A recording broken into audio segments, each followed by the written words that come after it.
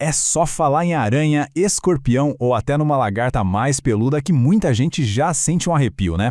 Mas quanto desse medo todo é por falta de informação?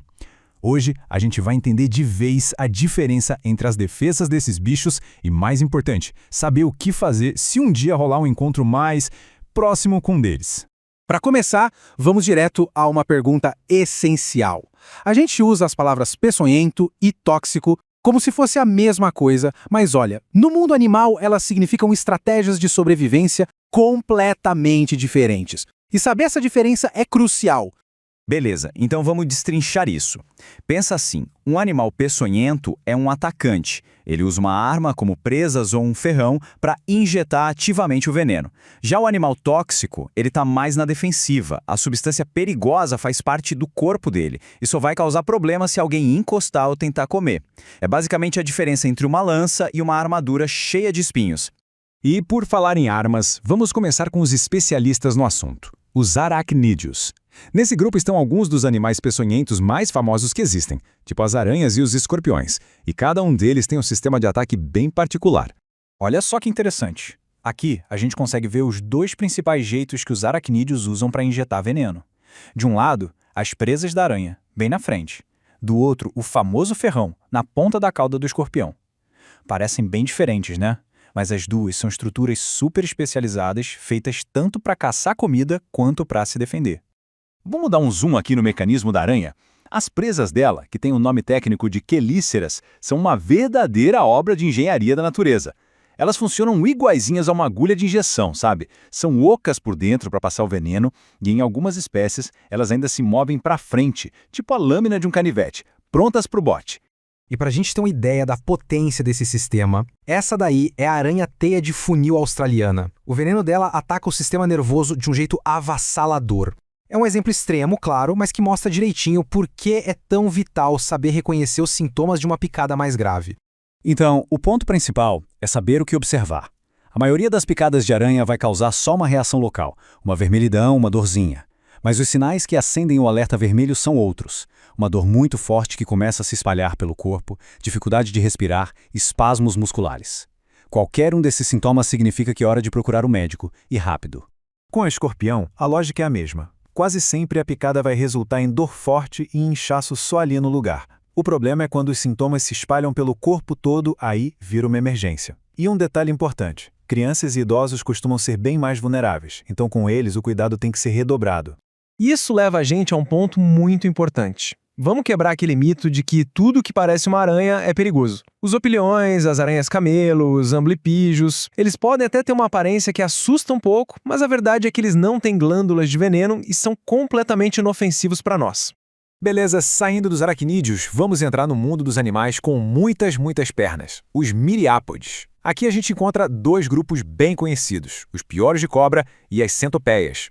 E eles mostram pra gente estratégias de defesa que são o oposto uma da outra.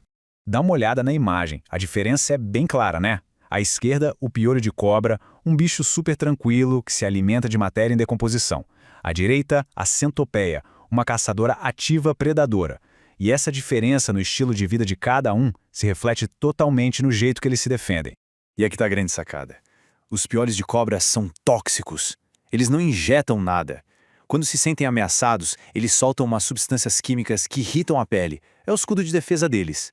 Já as centopeias são peçonhentas. Elas têm um par de patas da frente modificado que funciona como uma pinça para injetar veneno nas presas. Uma é defesa, a outra é ataque. Simples assim. Agora, vamos mergulhar no grupo mais diverso de todos, os insetos. E pode acreditar, aqui as estratégias de defesa química ficam ainda mais variadas e, em alguns casos, com uma potência que é de cair o queixo. No mundo dos insetos, a guerra química é de outro nível. Tem besouro que libera toxina quando é esmagado, formiga que morde e ferra com venenos variados, vespas com ferrões superpotentes e, como a gente vai ver, lagartas que transformam seus pelos em verdadeiras microagulhas de veneno. E por falar em potência, essa é a campeã da dor, a formiga cabo-verde, mais conhecida pelo apelido de formiga-bala. Ela é aqui da América Central e do Sul, e a picada dela, bom, é simplesmente lendária. Para se ter uma ideia, um pesquisador chamado Justin Schmidt criou uma escala só para classificar a dor das picadas de insetos. A descrição dele para a picada da formiga-bala é pura, intensa, dor brilhante, como andar sobre carvão em brasa com um prego de 7 centímetros cravado no calcanhar. O apelido popular, né, formiga-bala, resume bem. A dor é comparada a levar um tiro. E só por curiosidade, o segundo lugar nesse ranking de dor fica com a vespa caçadora de tarântulas. Só pra gente ter uma noção do nível da competição no mundo dos insetos. Mas o perigo nem sempre tem cara de mal. Olha só que coisinha fofa. É a lagarta de fogo ou taturana gatinho. Parece um pedacinho de pelúcia, né? Só que esse pelo todo, na verdade, esconde uma fileira de espinhos venenosos que podem causar uma dor intensa e umas reações bem sérias. Certo, depois de toda essa informação, vem a pergunta que não quer calar. Tá, mas e o que eu faço? Essa parte final é exatamente sobre isso. Um guia prático para saber como agir se acontecer um acidente com um desses animais. A coisa mais importante é saber reconhecer os sinais de perigo. Se depois de uma picada aparecer qualquer um desses sintomas, dificuldade para respirar, uma dor que se espalha pelo corpo, espasmos, febre ou um inchaço que aumenta muito rápido, não hesite. É caso de procurar ajuda médica na hora. No caso específico das lagartas que queimam, as taturanas, tem um passo a passo. Primeiro, se tiver algum espinho visível, tira com uma pinça, com cuidado.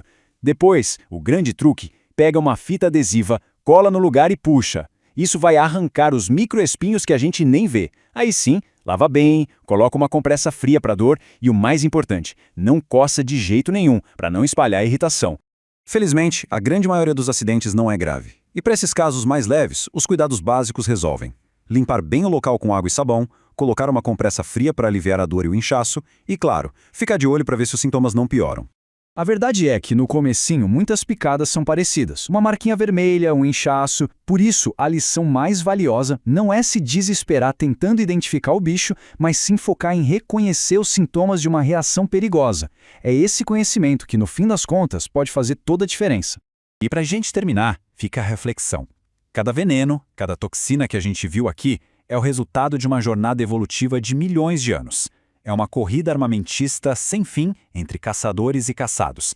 E pensar nisso dá uma nova perspectiva sobre a incrível e às vezes perigosa diversidade da vida que existe ao nosso redor. Se você está gostando dessa aula, eu recomendo acompanhar ela lendo o slide sobre o conteúdo que estará no primeiro link da descrição.